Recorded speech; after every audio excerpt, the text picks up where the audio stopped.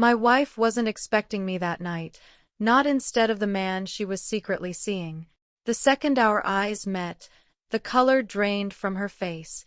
She had no idea I'd uncovered the hidden apartment, the other identity, the mountain of lies she'd been building for months. That fake smile of hers disappeared in an instant. And that was the moment I knew this was the end of her performance. It hadn't started with anything obvious, just a few odd details here and there. Nights she came home late and couldn't explain why. Sudden spa weekends that left no paper trail. A man's hoodie lying around, one neither of us owned, carrying a scent that wasn't mine or hers. She was always one step ahead, too precise, too clean. And I made the classic mistake that so many betrayed husbands make. I chose to believe her. "You've just been working too much," she'd say, brushing my suspicion away with a kiss on the cheek. "I'm just overwhelmed. I need time to unwind." She'd smile when she said it, but that smile meant nothing to me anymore. Not once you've seen through someone's mask. One evening, everything changed. It was a regular Tuesday. She told me she had a business dinner. Networking, she said. But then she left her phone on the counter. I wasn't snooping. I wasn't even trying to catch her. But the screen lit up with a message that froze me. "Greg, can't wait to see you again. My place or yours." I didn't move. I didn't breathe. My heart didn't race. Everything just stilled. My world didn't fall apart. Instead, it all became clear. I wasn't going to question her. I wouldn't yell. What I needed was the truth, every ugly piece of it. I was going to get proof. For the next 2 weeks, I became someone else. I hired a private investigator, went through her financial history, installed a GPS tracker under her car. And what I found chilled me. She had signed a lease using her maiden name for an apartment in a neighborhood I'd never had any reason to visit. That's where she played the role of an independent woman. No husband, no family, just her and Greg. It was like I didn't exist. But she didn't realize the storm was already building. I wasn't just aiming to catch her in the act. I was going to destroy the lie she had built. Completely. When I found out about the second apartment, I didn't confront her. I didn't scream or cry. I didn't even act different. I did something worse. I went quiet, cold, watchful. She thought I was emotionally pulling away, and I let her believe it.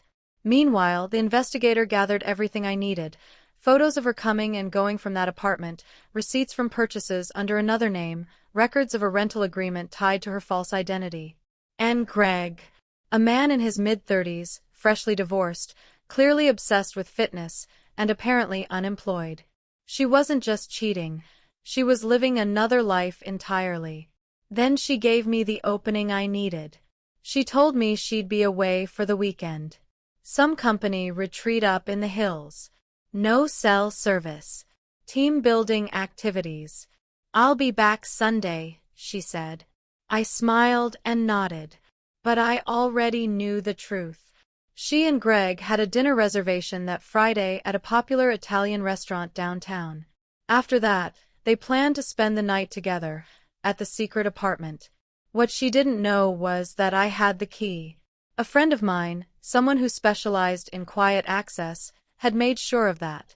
I wasn't guessing what would happen that night. I knew. But I made one more move before going in. I arranged a meeting.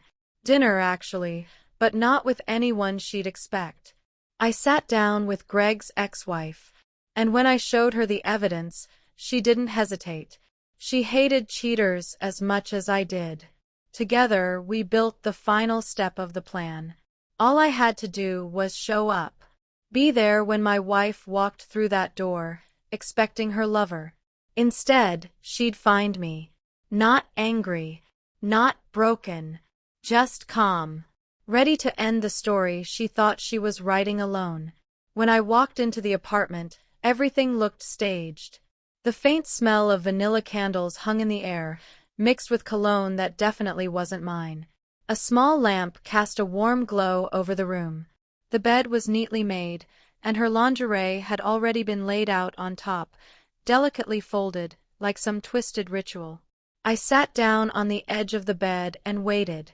The investigator told me they usually arrived around 8. I had time. And then I heard it. Her laugh, light, flirtatious, fake. The same laugh she used to use on me, back when she still pretended to care. Keys jingled. The lock turned. "Greg," her voice sang.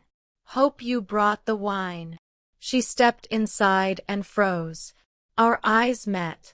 Her entire body went rigid. I watched the blood drain from her face. "You're not supposed to be here," she whispered, stumbling backward like she'd seen a ghost. "Michael?" "What? How?" she stuttered, clutching her purse like it could shield her. I stood up slowly. "Didn't expect to see me tonight, did you?" Her eyes darted around the room, looking for an exit, hoping this was some bad dream. I can explain." "No," I said, reaching into my pocket. "You can listen." I unlocked my phone and hit play. On the screen, a video began to roll, her and Greg entering this apartment, hand in hand. The next showed them laughing together in the lobby. Another clip followed, the two of them kissing at the restaurant, fully exposed in public. Her knees gave out beneath her. She dropped to the floor. "Michael, please." But that was just the beginning. The illusion she'd built was crumbling, and I had only started revealing the pieces. I slipped my hand into my jacket and tossed a thick envelope onto the table. Inside were bank statements, phone records, a signed rental agreement under her old surname, and entire message threads, everything copied, dated, undeniable. She stared at it like it had fangs, unable to say a word. "You didn't just betray me," I said evenly. "You tried to erase me. You were rebuilding your life from the ground up, as if I was just a ghost you'd shaken off."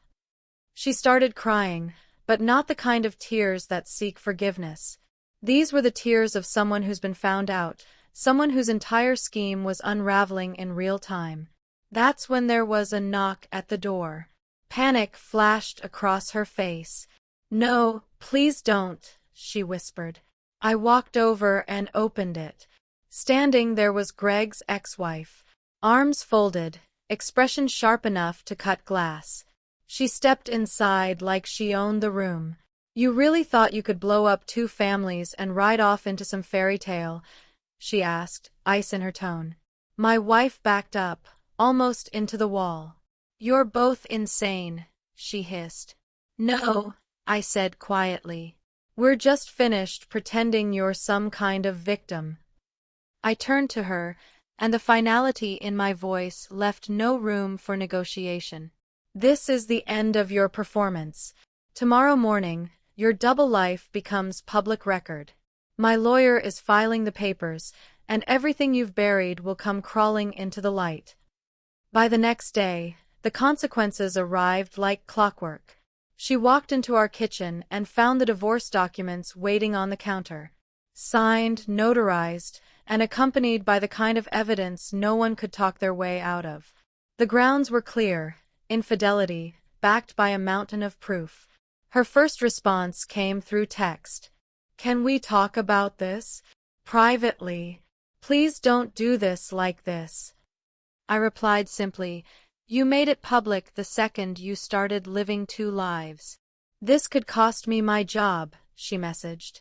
"Then maybe you should have thought of that before trading in your dignity for motel sheets," I replied.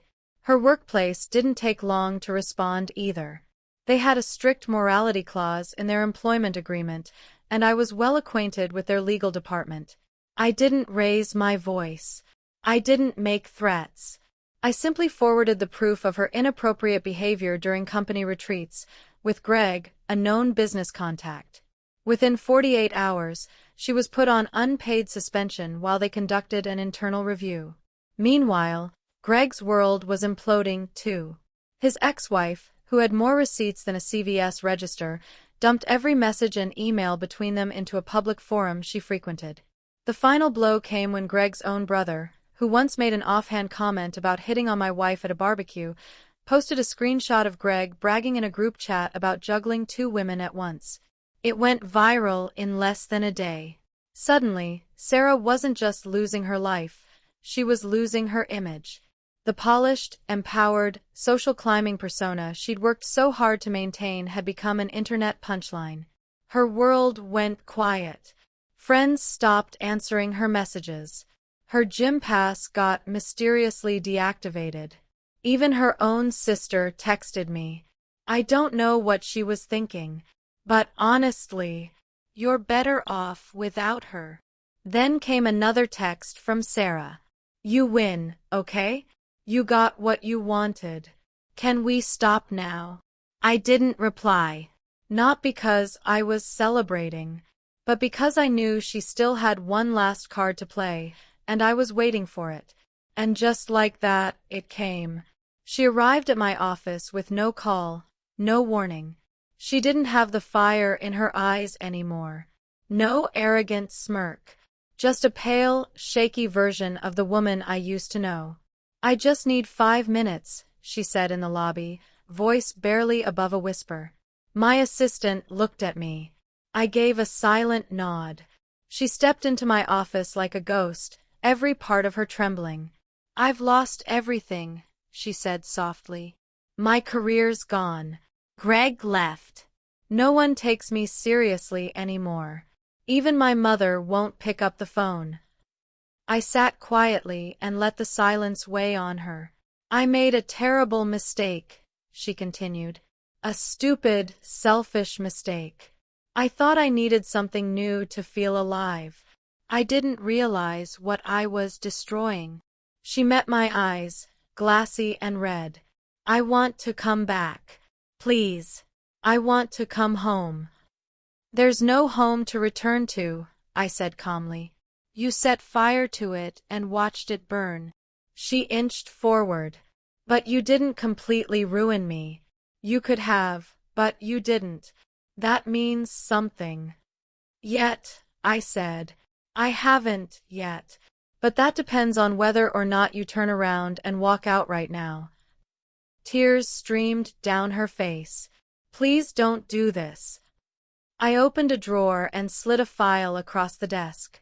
Inside were photos of her and Greg, receipts, emails, records of her policy violations at work, and every detail of her prenup violations. You don't get it, I said quietly. I let your life fall apart bit by bit, because that's exactly what you did to me when you lied to my face. When you pretended I didn't matter. When you edited me out of your world like I was nothing. She shook her head. That wasn't what I meant. You meant every word, every touch, every secret you thought I'd never uncover. She stepped back. Her voice barely held together. So that's it? I'm just erased from your life. I stood, walked to the door, and opened it. You're not just gone, I said. You're invisible. You don't exist anymore. And the only reason I haven't crushed what's left of you is because I don't need to. You're doing a better job of that than I ever could. She didn't reply. She just turned and walked out, a shell of who she used to be. Shattered. Alone. Months passed. I moved out of the city, quietly restarted my life. My business thrived. My reputation remained spotless. And the peace I thought I'd lost began returning to me, little by little. Like sunlight after a storm. One afternoon, I got a message from an old buddy. Just saw your ex working at a strip mall retail store. Man, you really let her hit rock bottom. I didn't reply. Because real revenge?